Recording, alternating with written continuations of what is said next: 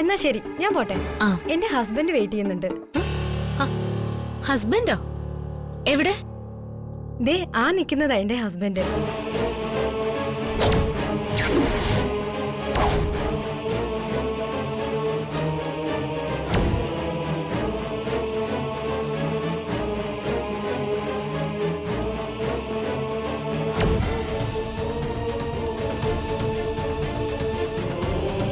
എന്നാ ഞാൻ പൊക്കോട്ടെ.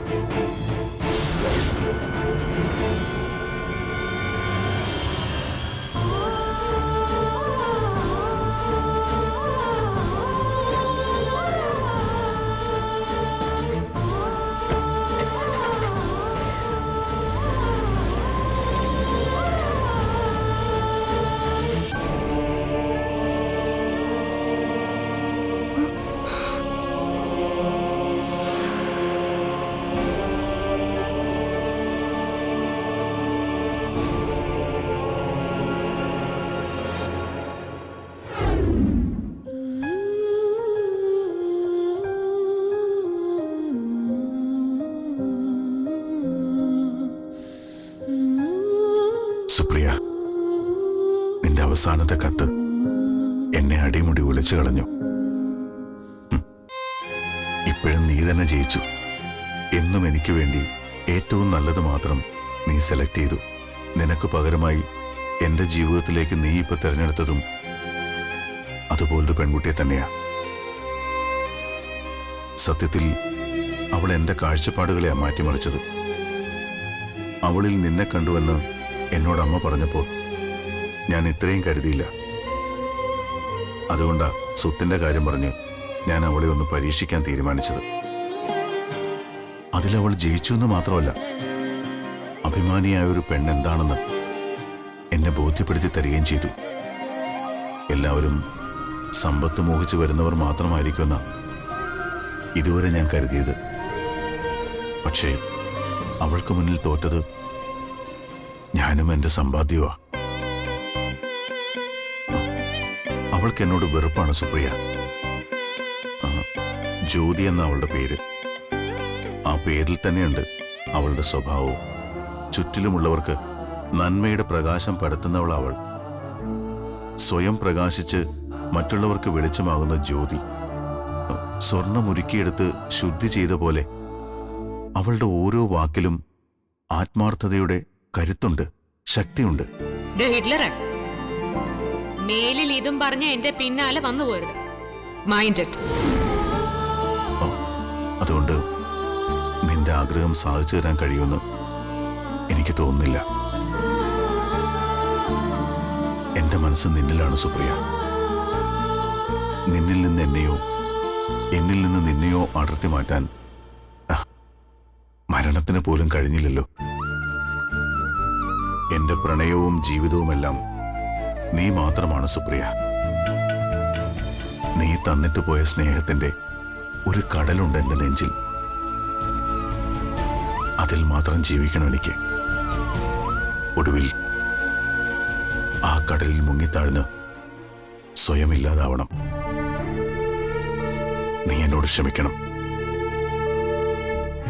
എന്റെ മനസ്സിൽ അവൾക്കിനി ഒരു സ്ഥാനമില്ല.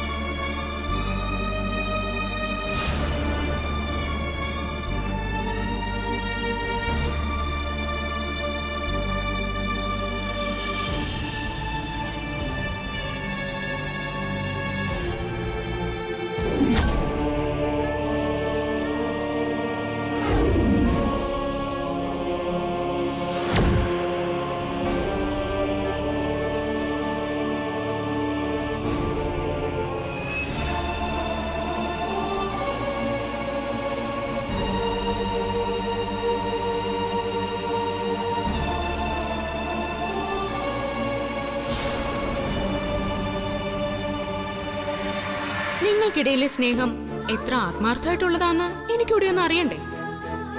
നാളെ നിന്റെ പ്രേമത്തിന് ഞാൻ സപ്പോർട്ട് ചെയ്യേണ്ടതല്ലേ? അപ്പൊ ആളെ ഒന്ന് കണ്ടുവെക്കുന്നത് നല്ലതാ.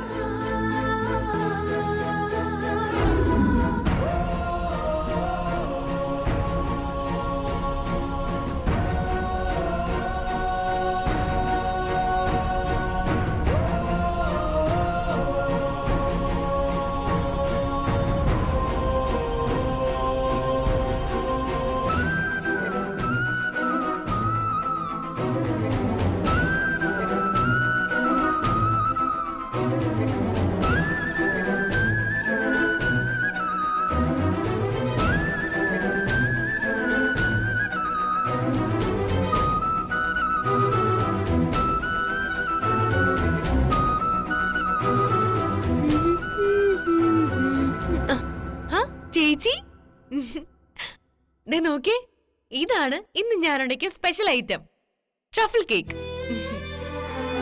ഓ, എത്ര നാളായിട്ട് ഞാനിത് ഉണ്ടാക്കാൻ നോക്കണമെന്നറിയോ? ഇന്നാന്ന് ശരിയായത്. I am so happy. എന്താ ചേച്ചി, ഞാൻ ഇത്രയൊക്കെ പറഞ്ഞിട്ടും ചേച്ചിയുടെ മുഖത്തൊരു സന്തോഷമില്ലല്ലോ? ലോകത്തുള്ള ഏത് കേക്കും നീ ഉണ്ടാക്കും, എത്ര കഷ്ടപ്പെട്ടിട്ടായാലും അതിന് നീ മേടിക്കാം. പക്ഷെ സ്വന്തം ജീവിതം തിരഞ്ഞെടുക്കുന്നതിൽ, മനുഷ്യരെ മനസ്സിലാക്കുന്നതിൽ നീ സീറോ ആയിപ്പോയി. ചേച്ചി എന്തൊക്കെയാ പറയുന്നേ? എനിക്കൊന്നും മനസ്സിലാവുന്നില്ല. എന്റെ അനിയത്തി പറ്റിക്കപ്പെടുന്നത് കാണാൻ എനിക്കിത്തിരി പ്രയാസമുണ്ട്. അതിനെ ആര് പറ്റിച്ചെന്ന ചേച്ചി പറയുന്നേ? നീ ഉണ്ടാക്കിയ ഈ കേക്ക് കാണാൻ ഇപ്പൊ നല്ല ഭംഗിയുണ്ട്. പക്ഷേ ഇതാരെങ്കിലും വൃത്തിയേടാക്കിയാലോ? ചേച്ചി, ചേച്ചി എന്തേ കാണിക്കുന്നേ? ഒന്ന് നിർത്തിക്കേ ചേച്ചി. ചേച്ചി, ഞാൻ കേൾക്കാന്നറിയോ?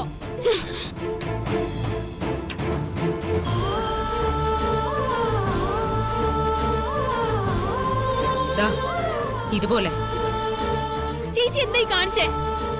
ഇതിന് എന്തിനു കൊള്ളാം? നിന്റെ ജീവിതം ഇതുപോലെ ആവരുത്. അത് നശിപ്പിച്ച് വലിച്ചെറിയാൻ ഞാൻ ആരെ അനുവദിക്കില്ല. ചേച്ചി ആരുടെ കാര്യം ഈ പറയുന്നേ? എന്റെ ജീവിതം നശിപ്പിക്കാൻ ഒരാളും വരില്ല. എന്നെ നോക്കാനേ എനിക്ക് നന്നായിട്ട് അറിയാം. എന്നിട്ടാണോ നിന്നെ സ്നേഹിച്ച് ചതിക്കുന്ന അവിനാശിനെ മനസ്സിലാക്കാൻ നിനക്ക് കഴിയാതെ പോയത്? നിന്നെ ആത്മാർത്ഥമായിട്ട് സ്നേഹിക്കുന്നുവെന്ന് നീ വിശ്വസിക്കുന്നവൻ നിനക്ക് സമ്മാനം തരാൻ ആ രാത്രി ഈ വീട്ടിൽ ആരും അറിയാതെ വന്നവൻ, അവൻ നിന്നെ ചതിക്കുക പ്രിയ.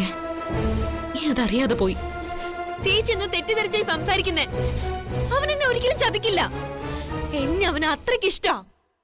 അവന് നന്നായിട്ട് കള്ളം പറയാൻ അറിയാം, അഭിനയിക്കാനും അറിയാം. പുഞ്ചിരിച്ചോണ്ട് ഒരു പെണ്ണിനെ ചതിക്കാനും അവന് നല്ലതുപോലെ അറിയാം. അവനൊരു കൊടും ചതിയനാണോ? ഇല്ല, അവൻ എന്നോട് കള്ളം പറയില്ല, എന്നെ ചതിക്കില്ല. അവനൊരു ഭാര്യ ഉണ്ടെന്നുള്ള സത്യം അവൻ ഇതുവരെ നിന്നോട് പറഞ്ഞിട്ടുണ്ടോ?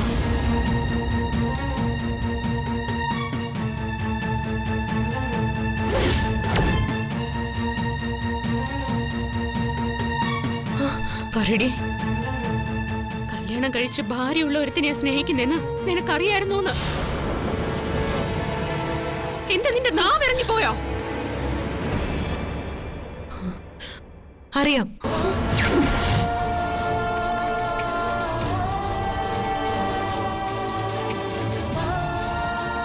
എന്താ നീ പറഞ്ഞത്? മോളെ പ്രിയേ, അറിഞ്ഞോണ്ട് നീ അറിഞ്ഞോണ്ട് സ്വന്തം ജീവിതം എറിഞ്ഞുടക്കാൻ നീ തീരുമാനിച്ചത് എന്തിനാ മോളെ? അതെ ചേച്ചി, എനിക്കറിയാം. ഒരു പ്രത്യേക സാഹചര്യത്തില് ഒരു സ്ത്രീയെ വിവാഹം കഴിക്കേണ്ടി വന്ന കാര്യം അവിനാശ് എന്നോട് പറഞ്ഞിട്ടുണ്ട്. പക്ഷെ ആ ജീവിതം തുടരാൻ അവിനാശിനെ ആഗ്രഹിക്കുന്നില്ല. അവിനാശിന്റെ ജീവിതം ആ സ്ത്രീ കാരണം തകർന്നുകൊണ്ടിരിക്കുക. ഒരു വല്ലാത്തൊരു സാഡിസ്റ്റ് ആ സ്ത്രീ.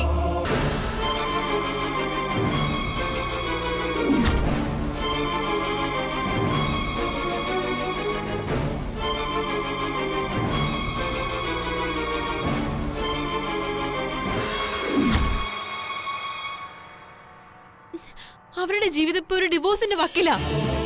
പ്രിയേ, നീ പറയുന്നതെല്ലാം അയാൾ നിന്നെ പറഞ്ഞു പഠിപ്പിച്ച കാര്യങ്ങളാ. അതൊക്കെ സത്യമാണെന്ന് നീ വിശ്വസിക്കുന്നുണ്ടോ? അതെ ചേച്ചി, അവിനാശിനെ എനിക്ക് അത്രയ്ക്ക് വിശ്വാസാ. അവരുടെ ഡിവോഴ്സ് കഴിഞ്ഞാൽ ഉടനെ അവിനാശിനെ വിവാഹം കഴിക്കും.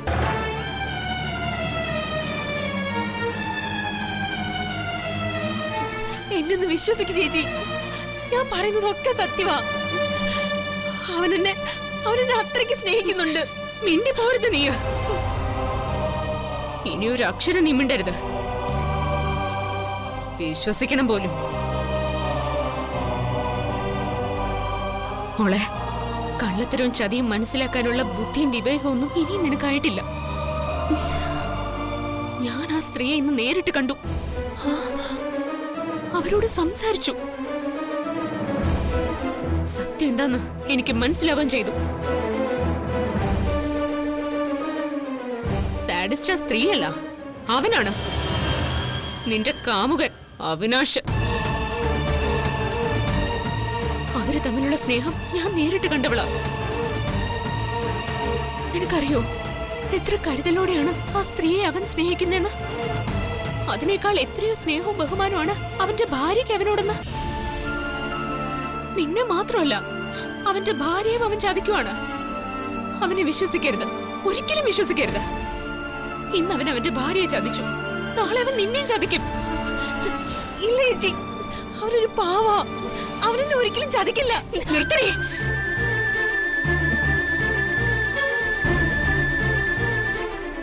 ഇനി ഒരു അക്ഷരം വേണ്ടിയാ അടിച്ച് നിന്നെ ശരിയാക്കി കളയും.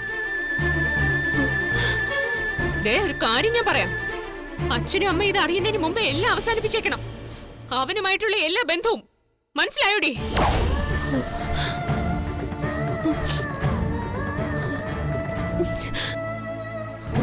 എന്തൊന്നും മിണ്ടാത്തേ?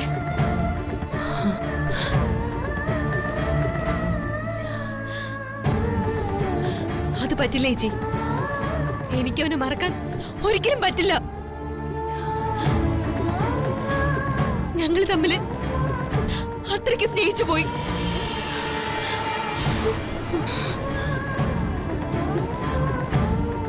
ചേച്ചി കണ്ടതുപോലെ നല്ല കാര്യങ്ങള് ചേച്ചി കണ്ടതൊന്നും സത്യമല്ല. അതെല്ലാം ആ സ്ത്രീയുടെ വെറും അഭിനയ. അഭിനയിക്കുന്നതേ ആ പാവ സ്ത്രീയല്ല, നീ വിശ്വസിക്കുന്ന നിന്റെ കാമുകന. അഭിനയത്തിനെ ഓസ്കാർ കിട്ടേണ്ട ഐറ്റോ നിന്റെ അവിനാശ്. ആർക്കു മുമ്പിലും അഭിനയിക്കും, എത്ര വേണമെങ്കിലും കരയും, ആരോട് വേണമെങ്കിലും കാലു പിടിക്കും. അവന്റെ അഭിനയത്തിൽ നീ വീണു പോയി മോളെ.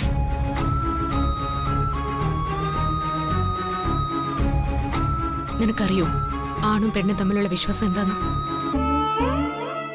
അതൊരാത്മബന്ധോ. ഒരു പെണ്ണ് യഥാർത്ഥത്തിൽ സുമംഗലിയാവുന്നത് വെറുമൊരു താലിച്ചരടിൽ മാത്രമല്ല. ഒരു പുരുഷൻ അവളെ ചേർത്ത് പിടിച്ച് എന്റെ ജീവിതത്തിലെ പെണ്ണ് നീ മാത്രമാണെന്ന് ആത്മാർത്ഥമായിട്ട് പറയുമ്പോഴാ. മനസ്സിലായോ?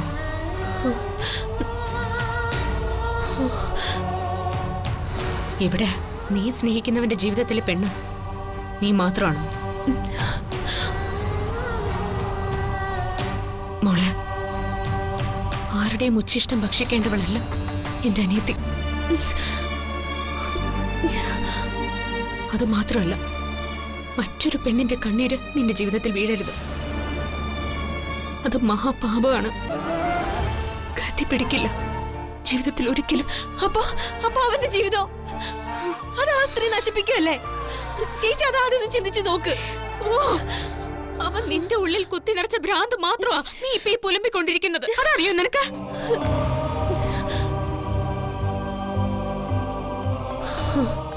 മോളെ, ഈ വീടിന്റെ വിളക്കാ നീ. എവിടെ നിന്നോ വന്നൊരു ചതിയെ എന്റെ ജീവിതം ഊതി അണച്ച് നശിപ്പിക്കാൻ ഈ ചേച്ചി ജീവിച്ചിരിക്കുമ്പോ സമ്മതിക്കില്ല.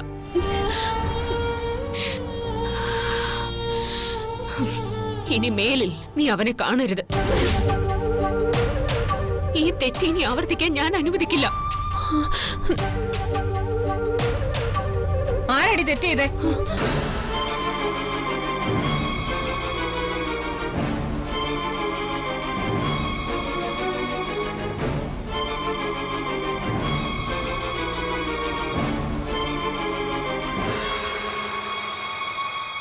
ചോദിച്ചത് കേട്ടില്ലേടി? ആരാ തെറ്റ് ചെയ്തേന്ന്?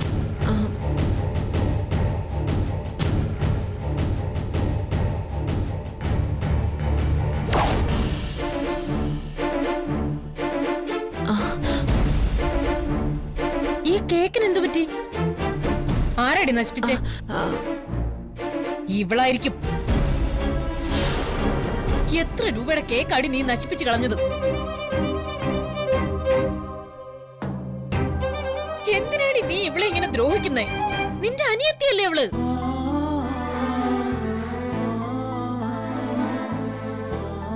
എത്ര കഷ്ടപ്പെട്ടിട്ടാ ഇവളെ കേക്ക് ഉണ്ടാക്കിയെന്നറിയോ നിനക്ക്?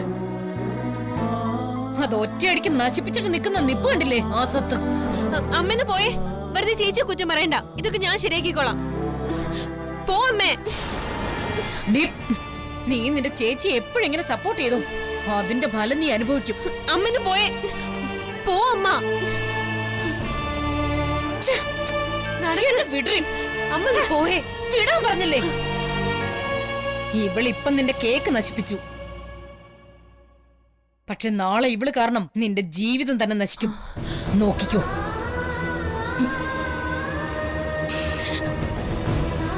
അമ്മന്ന് പോയേ, പോയേ അമ്മേ, പോ.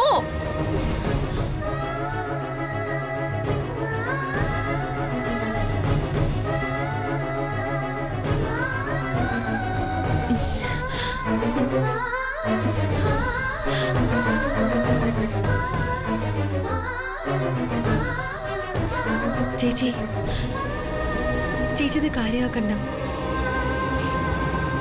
മമ്മി എന്നെ കുറ്റപ്പെടുത്തിയതിൽ എനിക്കൊരു വിഷമമില്ല.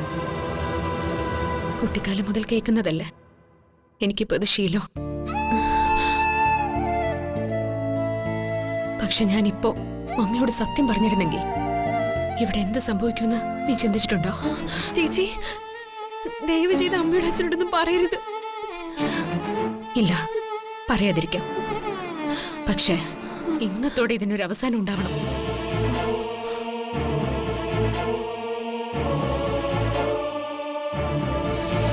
ഉണ്ടായേ പറ്റൂ. ഇനി മേലിൽ നിനക്ക് ഈ ബന്ധം ഉണ്ടാവരുത്. ഇന്ന് തന്നെ നീ അവനെ കാണണം. എല്ലാം സംസാരിച്ച് അവസാനിപ്പിക്കണം. ചേച്ചി പ്ലീസ്, ഞാൻ പറയുന്നത് കേൾക്ക്. വേണ്ട, എനിക്കിനി ഒന്നും കേൾക്കണ്ട. പറയുന്നതനുസരിച്ച് മാത്രം മതി. അവൻ ഇത്രയും വിഷം നിന്റെ ഉള്ളിൽ കുത്തിവെച്ച സ്ഥിതിക്ക് ഇനി നീ ഒറ്റയ്ക്ക് പോണ്ട. ഞാനും വരാം നിന്റെ കൂടെ. മനസ്സിലാവുന്നുണ്ടോ?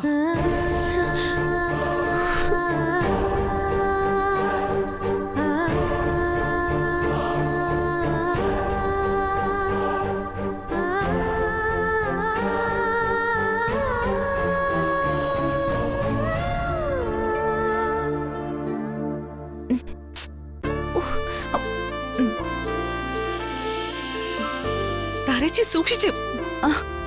എങ്ങാനും താഴെ വീണ് പോയാ ഡീക്കെ നമ്മളെ ജീവനോടെ വെച്ചേക്കില്ല. എന്നാലും ഇതൊക്കെ ആർക്ക് കൊടുക്കാനായിരിക്കും? ഡീക്കെ ഒരു സൂചന പോലും തന്നില്ലല്ലോ. താരച്ചയ്ക്ക് ചോദിക്കായിരുന്നില്ലേ? നല്ല കഥയായി. ഓടി, എന്നിട്ട് വേണം എന്നെ നിർത്തിപ്പൊരിക്കാൻ. ഞാനില്ലേ, എനിക്കൊന്നും അറിയേ വേണ്ട. അല്ല, നീ തന്നെ ഡീക്കയോടൊന്ന് ചോദിച്ചു നോക്ക്. ഏറ്റവും ഇളയ മരുമകളായതുകൊണ്ട് നിന്നോട് ചിലപ്പോ പറയും. അയ്യടാ, എനിക്ക് പേടിയൊന്നുമില്ല. ഞാൻ ചോദിക്കും. ഡീക്കെ വരട്ടെ. ഞാൻ ഇവിടെ തന്നെ ഉണ്ട്.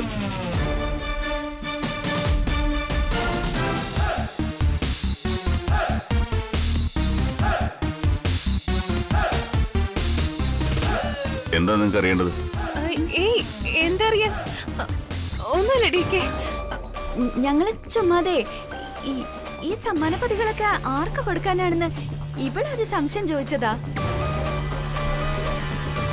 കാർ റെഡിയാണല്ലോ അല്ലേ? റെഡി ഡീക്കെ. എങ്കിൽ ഇതൊക്കെ എടുത്ത് കാറിൽ വെക്കാൻ ഡ്രൈവറോട് പറഞ്ഞേക്ക്.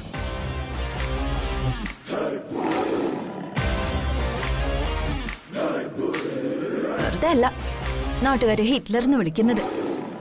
എന്തൊരു അഹങ്കാരം! കഷണ്ടിക്കും കുശുമ്പിനും വരെ മരുന്ന് കണ്ടുപിടിച്ചു എന്ന് പറഞ്ഞു കേട്ടിട്ടുണ്ട്. അഹങ്കാരം മാറാൻ എന്തെങ്കിലും മരുന്ന് കണ്ടുപിടിച്ചിട്ടുണ്ടെങ്കിൽ കുറച്ച് ഭംഗി കൊടുക്കായിരുന്നു. അത് കുറച്ച് വാങ്ങിക്കുന്നത് നല്ലതാ. ഇടയ്ക്ക് കുറച്ച് തന്നെ സേവിക്കുകയും ചെയ്യാം. ദേ ഊതല്ലേ, എന്റെ സ്വഭാവം ചിലപ്പോ എനിക്ക് തന്നെ പിടിക്കത്തില്ല, പറഞ്ഞേക്കാം. അതിപ്പോ ഇവിടെ ആർക്കും അറിയാൻ മേലാത്തത്. അല്ല, ഈ മായേച്ചി എങ്ങോട്ടാ പോയത്?